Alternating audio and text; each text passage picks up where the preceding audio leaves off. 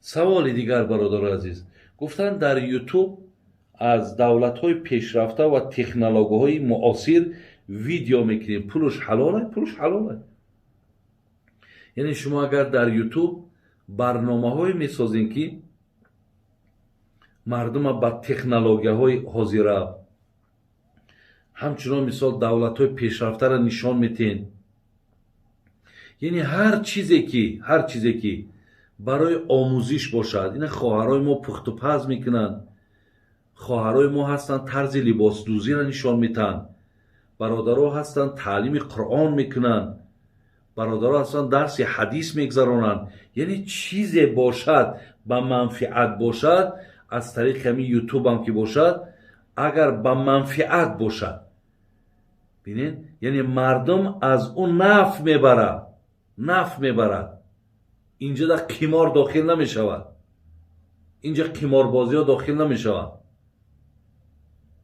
کارهایی که تعلیم های گفتستم، انمون تعلیم هایی که مثلا با منفعت زندگی مردم هست، انمون برادر عزیز شما وقتی مهنت میکنین، رالک میکنین، نشان میتین و مردم از حسابی همون تماشا میکنن، اونها هم چیزی یاد میگیرن و مبلغی که همون یوتیوب تو مثال شبکه تو کار میکنه، حلاله، هیچی باقی نداره.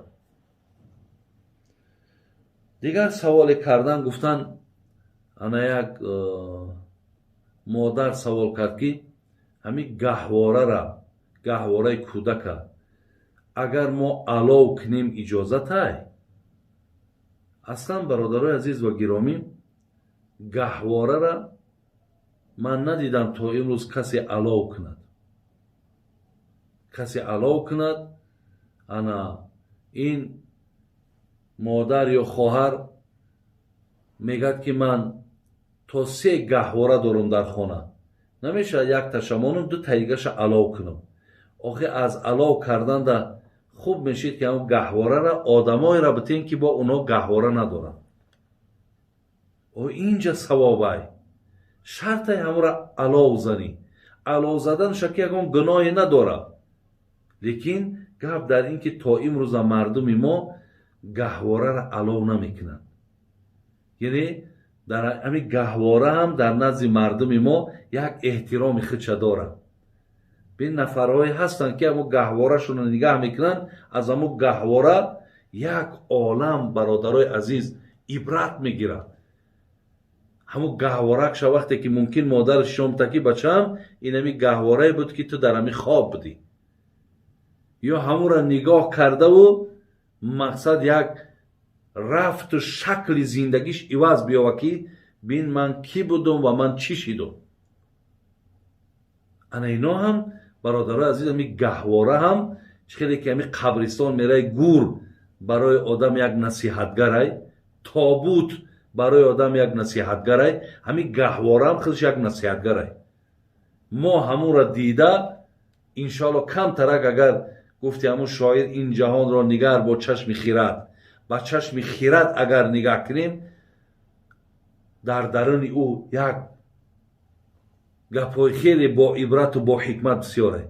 برای همین علاوه زدنش در کار زیادی های یکان کسا که هدیه کنید ثواب میگیرید. ولی در کتاب ها میآید که اگر پدری که ای فرزند ناراضی دنیا را پدرود میگه، یعنی فرزندا در دنیا رنجاندنشون، دلاشون خفه کردن و این پدرها گذشتن با همون خفگی. میگه این فرزندا باید چیکار کنن؟ میگه باید یکم با جوره های پدرشون همون بچه‌کاشون رفت آمد کنن. اگر مادراشون به شرطی که خفه گذشته باشن با دوگانه های مادراشون، میگه به معنای که با اونها سلام علیک کنن، خیلی که پیامبرمون با دوگانه های حضرت خدیجه بین چقدر با لطف و با مهربانی سخن میکرد. یکم میگه این است، دویم میگه سر قبرش رو و همونجا عذرخواهی کنه از مادر ای پدر ای، خود دخترش ای، خود بچهش ای، وقتی رنجاندن اونها خفه از دنیا گذاشتن سر قبرش برم جا عذرخواهی کرد. سیوم در حقشون انمتری ختم کردن، صدقه کردن. انشاءالله گفت همین سببی همون دور کردنی رنجش می شود. خب در اینجا سوال خیلی زیاده.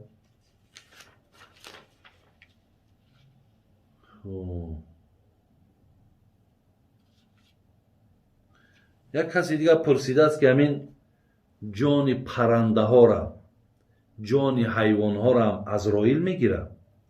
برادرای عزیز، همون آیت قرآنی که کل نفسین ذائقة الموت، همین نفس یعنی هر یک خو پرنده، بینی خو چرنده، خو خزنده، خو در دریای، خو در آسمان، همین روح داره، زنده اگر جان داشته باشه، همین آیت به همش دلالت میکنه.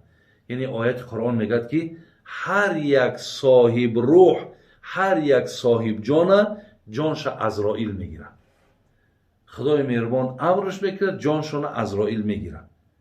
یعنی عزرائیل برادرای عزیز، این ملائک مقرب یاردمچی های بینهایت زیاد داره که اونها در کمک حضرت عزرائیل هستند که در روی عالم امروز ممکن هزارها آدم میبرد.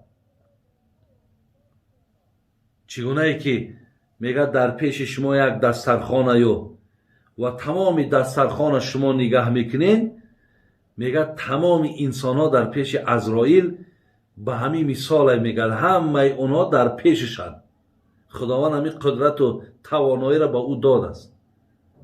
برای همین جان همه اینها که ساعتش بچید، وقتش آمد، الله امر میکنه همش جانشون همین حضرت عزرائیل برادرای عزیز از بین میبره. آیا اسم مطلوبه جایزه؟ جایزه. شخصی که با پدر و مادرش میگه جنگی است، آنها رو دشنامای قبیه میکنه، این گونه شخص زیارت حج کند، حج قبول میشود؟ همون نفری که پدر و مادر سخنهای قبیه بگه، برادرای عزیز، من گمان میکنم که این اولا این برادر من میگم توبه کنه، پدر و مادر رو را ببخشن، عذرخواهی کنه، بعد وقتی پدر و مادرش بخشید بعد حج بروه. ولی در تاجیک ما یک گپ هست که وقتی میگوی که نماز سر که یا میگوی حج بره، میگه ولی من تیار نیستم واجبابو، برای که بعضی کمبودیا دارم، بعضی خطاها دارم، بعضی گناها دارم. یعنی اعتراف میکنه. بینین هم یک نظر خوبه اگر بگیری، اگر چنده که وای دیر کرده است، بله ما نمیخواهیم که اون مثال همین گپا بقپا بیسته و بگه که کم کم ولی بیست مقصد اجازتم بده، یعنی بعضی گناه و کمبودیا ما بکنم، بعد مقصد حج میرم یا بعد نماز با میخونم. لیکن فکر همون را بینه که میگم مقصد آخی من کجا برم حج، وقتی که میام با مقصد یگان کارهای نادرست و کارهای گناه ایمه سر میزنه، مقصد امیره از او در نرم بهتر نیست؟ الله رحمت کند شیخ سعدی را میگفت که خر عیسی گربرش به مکه گرچه آید هنوز خر باشد. و بین برای چی میگه پاره؟ یا میگه به طواف کعبه رفتم به حرم رحم ندادن که برونی در چی کردی که درونی خانه آیی؟ ولی در بیرون تو چیکار کردی که امروز درونی خانه میخوای بدروی؟ ولی بیرونی خانه را اول ساز کن، یعنی کار و فعالیت و توفیق و عبادت ساز کن، بعد درونی خانه بیا. اینش بهتره برادر است. زیرا با این اخلاق و با این رفتاری رذیله حج به تی اگه منفیت نمی باشه. من یک زن هستم، در کاروان سوداگرم، شوهر کردم، از خودم خورده، تا حال زن گرفتگی نبود، وجدانم بسیار عذاب میتید. آیا من در اینجا گناهکار هستم؟ زیرا مادرش به من بسیار معامله خوب داره و زندگی منم خوبه. یکم چی نیست خواهر عزیز؟ اگر مثال همون بچه‌ای که زنم نگرفته باشه شما را در نکاحش در آورده باشه و پدر و مادرش که راضی باشه شما را پدر و مادرش حرمت کنه، شما مثل اگر دیگر زنها بگیم حرمتی که و میکنن تو حرمت 2 برابر و 3 برابر کن که بازم میمی که یک جوانی که زن نگرفته ترا گرفت با مادرش بازم میمی ترا حرمت میکنه تو حرمت چند برابر کن. لیکن انشاءالله در شریعت یگان جای گناه نیست، زیرا که بینین مردکای هستن که ای زنا 20 سال کلانن 10 سال کلانن، یگان جای عیبش نیست که چی زنک کلان باشد چی مردک کلان باشد. در شریعت خیلی نمونده است که حتما باید مردک کلان باشد، زنک هم که کلان باشد هیچ یگان زیان ندارد. پیامبرمون 25 ساله بود، حضرت خدیجه 40 ساله بود، 15 ساله خودش کلان بود. تمام فرزنداش از همه با از همه در خودش حضرت میگه من در دوام حیاتی که با خدیجه داشتم خوشبخترین وقتم همون وقت بود و همیشه دوستش میداشت. خب بابا جان بعد از نماز تسبیح نگفته دعا کنی جایز است، حرکت کنیم بعد نمازها تسبیح ها را بگیم، زیرا تسبیح ها همش با حدیث پیغمبر ثابتن. ما باید که بعد نمازها تسبیح هامون گوییم، چیزی که پیغمبرمون سوره اخلاص میخوان، معوذتین، قل اعوذ برب الفلق، قل اعوذ برب الناس، آیت الکرسی، همینا را خوانیم بعد دست را بردارین دعا کنین نور بالای نور میشه. بهترش همینه برادر عزیز.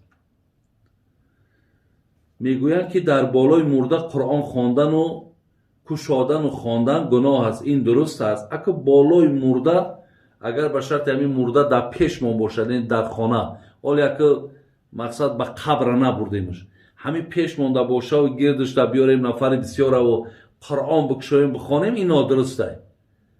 همون قرآنی که میخوانیم در حق مرده همچون عملی صالح هست، ثوابش به مرده من میرسد، او را در دیگر خانه کنین یا در خانه همسایه کنین، پیش از برده و در خانه قبرش ماندن، بعد همون را ثوابش ببخشین، یعنی همچون یک هدیه و تحفه در دستش بتین بگیره برد، بهترین میشه.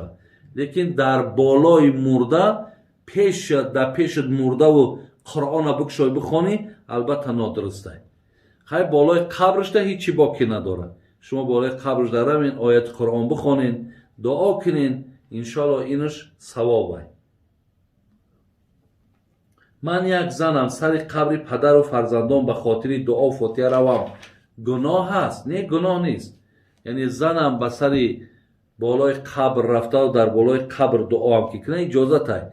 لیکن همین علمای متأخر بگیم یعنی بسیار خوب شماریدن که اگر زن در خانه باشد و از همین خانه در حق همون مادرش پدرش، زیرا که بسیار اراده های سست دارین، میرین در سر قبر خداتون را میپرتاین، قبر در آغوش میگیرین، داد و وای میگین، همین چیزا در شریعت موافق نیست.